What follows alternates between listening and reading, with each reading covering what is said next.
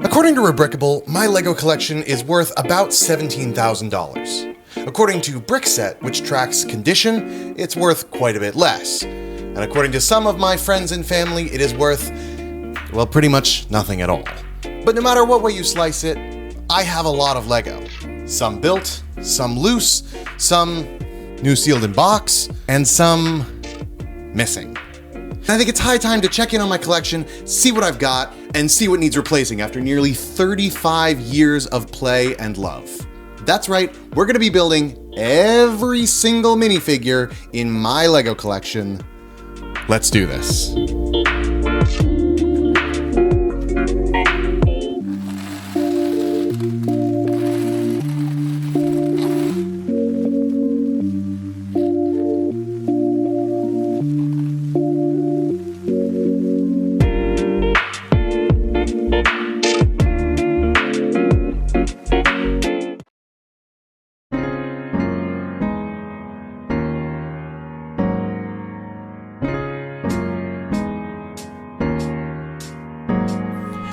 In this episode, the next to last episode I might add, we're going to be taking a look at a bunch of figures that you might have seen in other places. For example, we're starting off with the Dimensions figures.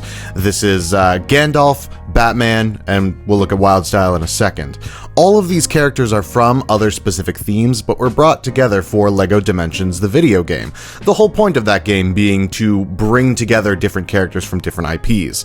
This is the Batman that specifically has the chin strap, and this is Wildstyle from the LEGO movie.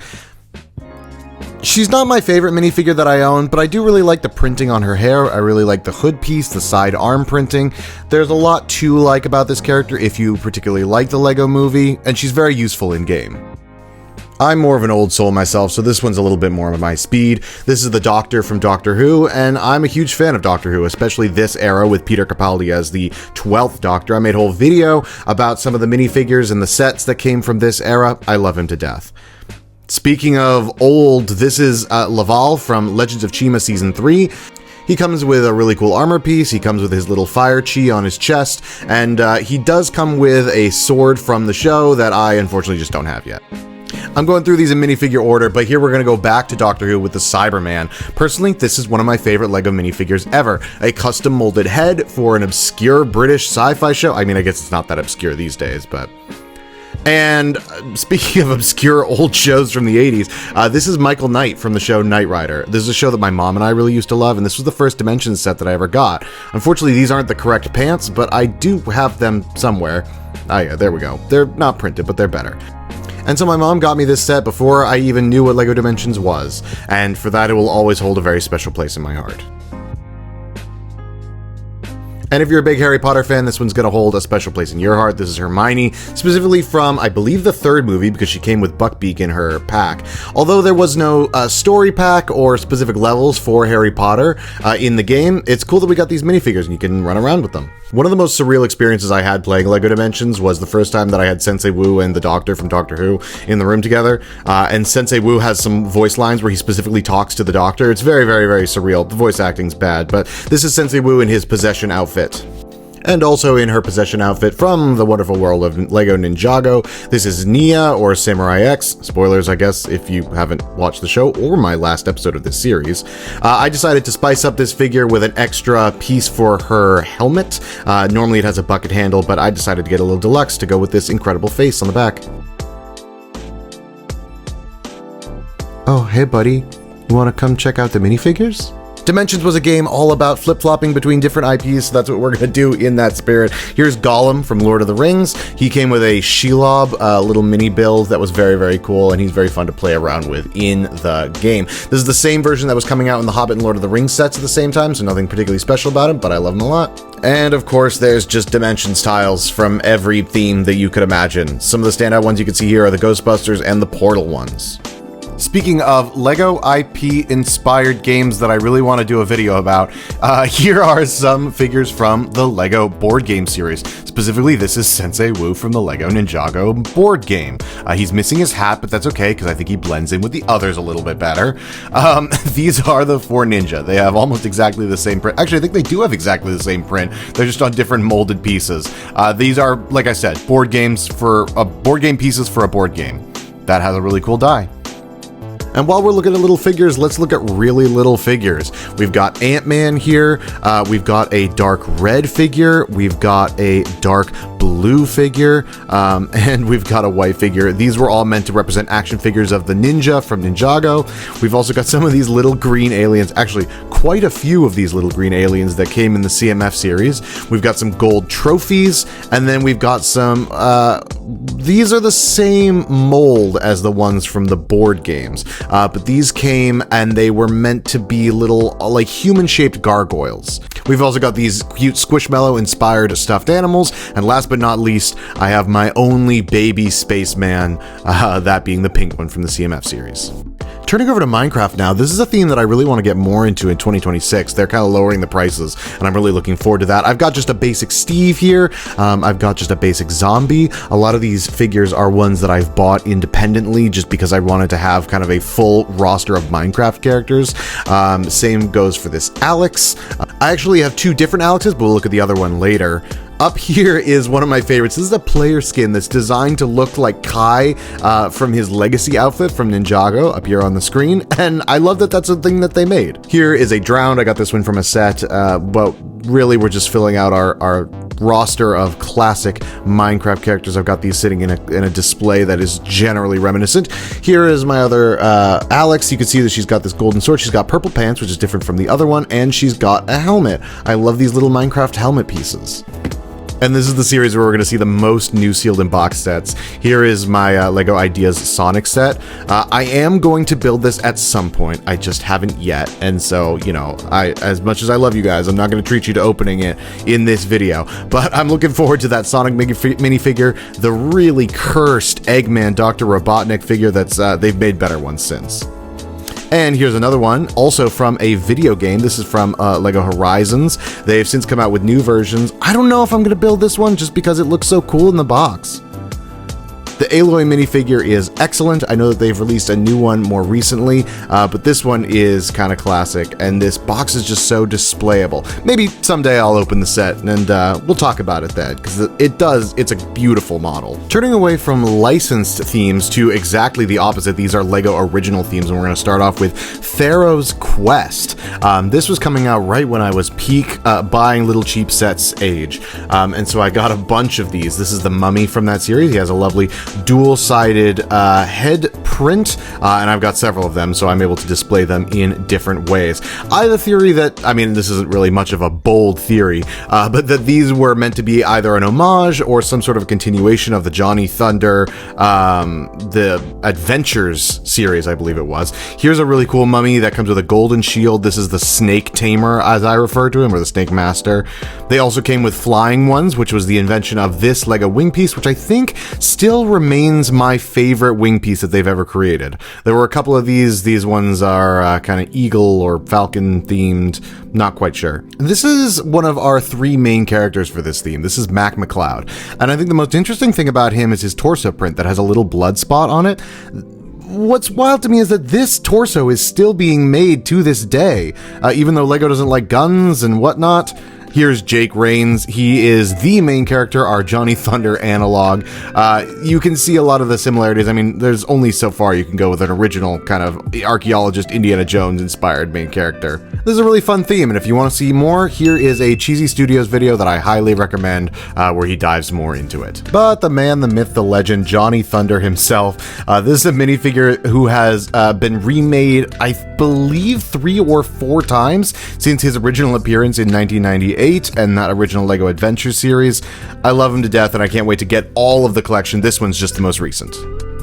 Adventures are fun, but they would be more fun if they were underwater. At least that was the thought process behind the designers of 2009's Atlantis.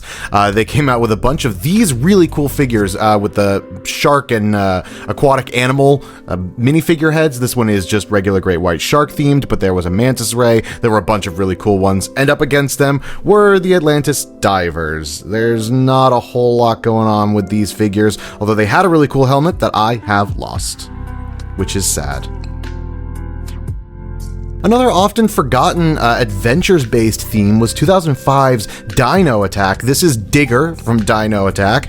He comes with this really cool chain on a whip that was designed, he came with this dinosaur in his set as well. It was designed to catch this, well, frankly, terrifying Velociraptor. Look at the smile on that thing.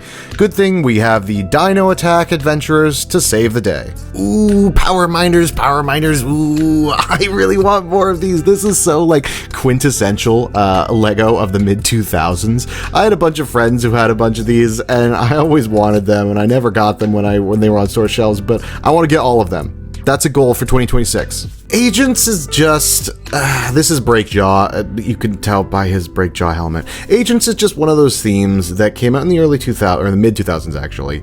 And I think it was aimed at parents who wanted to get their boys something that was cool, but not too, I don't know, edgy. So they came out with Agents, and I think the Agents just, it came out with some cool pieces, but it was never really, it was too harmless to be interesting.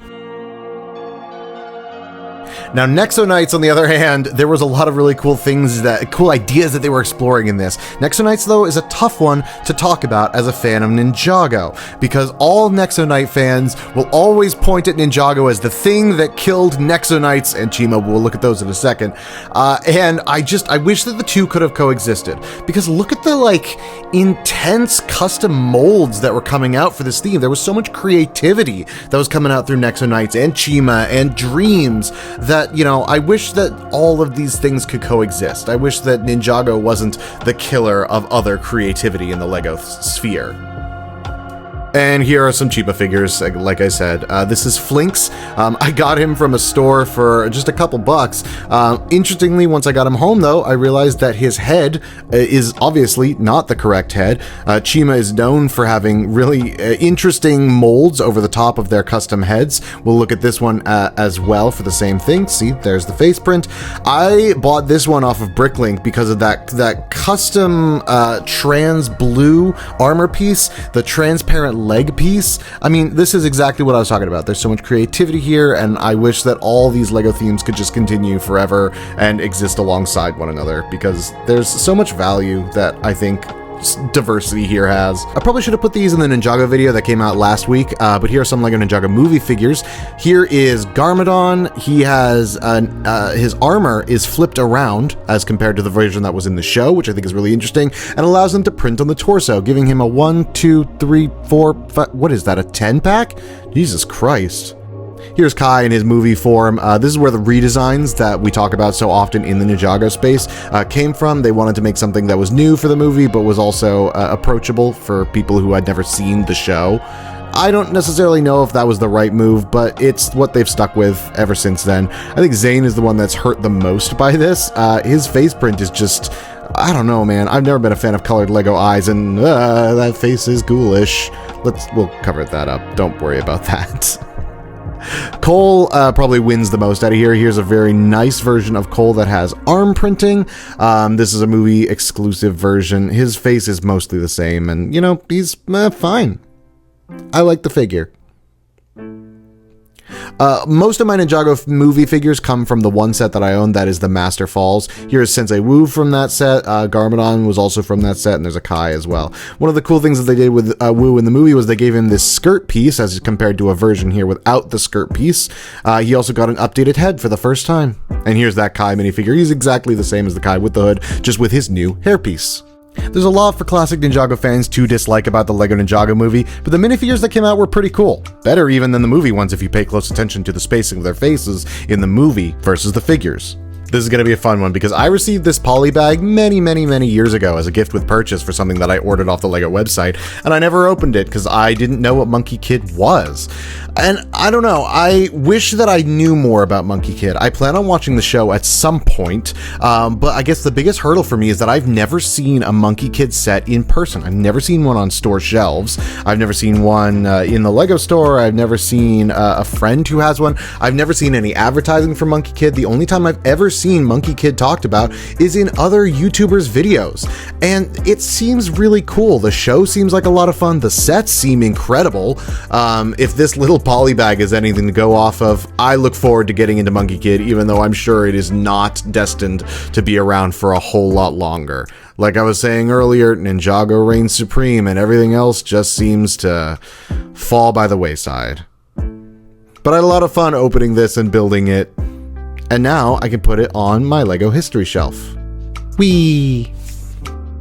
Speaking of LEGO history, I've talked about these guys before when I got them. These are the LEGO 4 Juniors Pirates minifigures, and I talk about them so much because I just think that they are so unique. They're so unlike anything that LEGO has done, either on the Galador side, which is like truly off the walls, or on the classic side. They're somewhere in the middle. They have custom molded ears and noses. They have strangely dimensioned legs and arms and hands that would then go on to be reused by other figures, like this Hagrid minifigure here has the same arms and hands. Their hats don't come off. None of the figure pieces come apart. They're all just one thing. And so I just think that they're a really strange addition to my collection, and I love them for that. Even though the spookiest time of the year, and I'm not just talking about tax season, just passed us, we'll look at some what are classified by Brickset as holiday minifigures. These are just a couple of skeletons that I got with a Halloween booster pack. They have the Ninjago arms, which are standard now, and here are a couple Christmas minifigures that we can look forward to through the holiday season. We just have this woman with a holiday sweater and a little boy also with a holiday sweater. These both came in a gift with purchase that came out, I believe, last year. That was right around the holiday season. I wouldn't say there's anything special about them, but hey, we're building every minifigure that I own, so. Oh my goodness, is that pale, pasty, flesh-toned Johnny Thunder? No, it's Indiana Jones. It's the OG. These are a couple minifigures that I have from the original Indiana Jones series. I do love the bag and the pistol that came with him. And this is Marion with a marginally actually less terrifying face than the one she had in the set. Something about those blue eyes just piercing into my soul I don't like, but I am sad that I lost her headpiece. I'm also sad that I lost this Cairo swordsman's head turban piece in black. I think that his face is just, he looks like he's having so much fun. Here's a Cairo thug. He's supposed to be wearing a black ninja piece, which feels a little culturally like they've got something mixed up. But, you know, this was all from one Indiana Jones set, and that's all I've got. I've talked about these minifigures once before, but these are the LEGO Ideas Doctor Who minifigures. Personally, I think that the face on this 11th Doctor, the Matt Smith one, I think his cheekbones are a little freaky, but it's cool that he exists. Here's our Peter Capaldi. I actually don't think that he looks as good as his Dimensions counterpart, but this is specifically the Regeneration one, so it's designed that you can switch his head with the 11th Doctor one on the same torso. Here's our Clara. I think that she's pretty much perfect. I think that maybe they could have given her a more specific head print that looks a little bit more like Jenna Louise Coleman, but overall, this one is serviceable. Here's our Weeping Angel. This is a 10 out of 10 minifigure. I have nothing to say about it. Look at the dual-sided head that has the calm Weeping Angel versus the freaky Weeping Angel. Just an incredible attention to detail, and I would love to get more Doctor Who sets that had stuff like this in the future. Here's a Dalek. This is the brick-built Dalek. Interestingly, this one is different than the Dimensions Daleks that came out as well. So here's a regular one, and this is a regular one with a blue piece on the front, which I think looks a little bit more like the show. If you want to see the Dimensions Dalek, go check out this video that I already made about all the different Doctor Who things. And one of my favorite things about LEGO as just like an idea is that you can have crossover between Doctor Who figures on one side and Friends figures on the other. This is the Friends Central Perk set and all the minifigures that came with it. Here's Ross Geller with his cup of coffee sitting in his chair. Here is Monica Geller, her sister, which is obviously all of these minifigures are excellent, but I just really like the torso on this. There's something really aesthetically pleasing about the suspenders on a LEGO minifigure.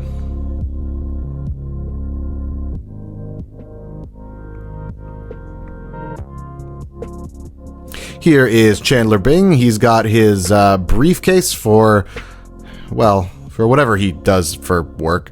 No one really knows. These are all outfits based off of their earlier seasons in particular. So he's got his classic blue shirt. And here's Rachel. Like I said, these are all from the earlier seasons. So this is specifically when she was working at Central Perk. She was a server. I think that there are some better hair pieces for her later in the show. But for this era, I think that this is pretty perfect.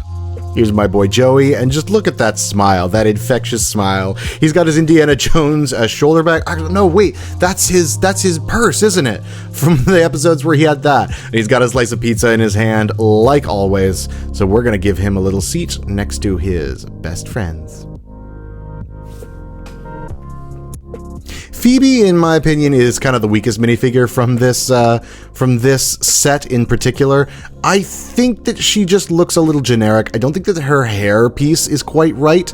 I think that she would fit really well into a Lego city, but I think if you're a big Friends fan and you look at this, I don't know that you would get Phoebe Buffet.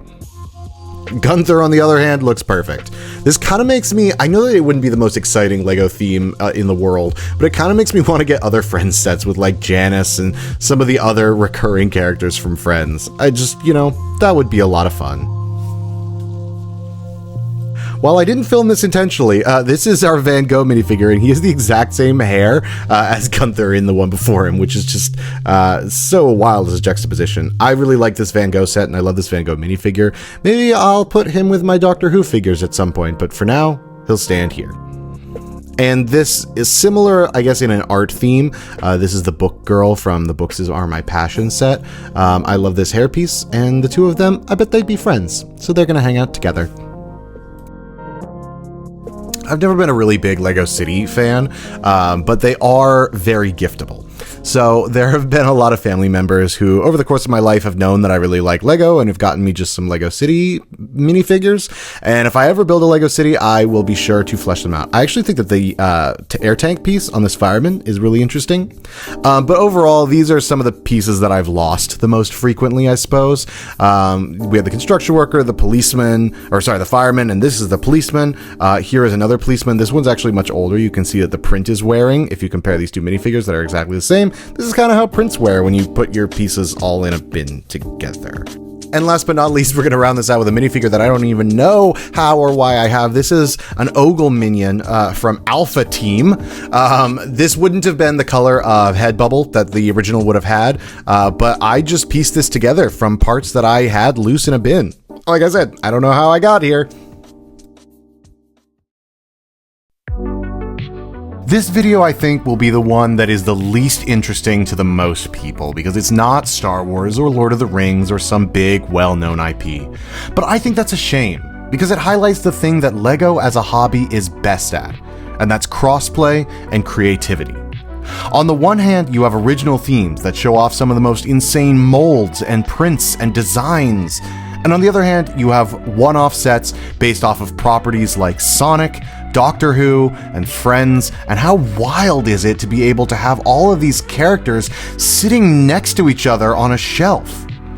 This is pure Lego at its most fun, varied, and interesting. This is why I love Lego minifigures. I hope you enjoyed going through them with me, and stay tuned through the coming weeks as I go through all my minifigures from other themes, hopefully your favorite. Here's a sneak peek of next week's theme.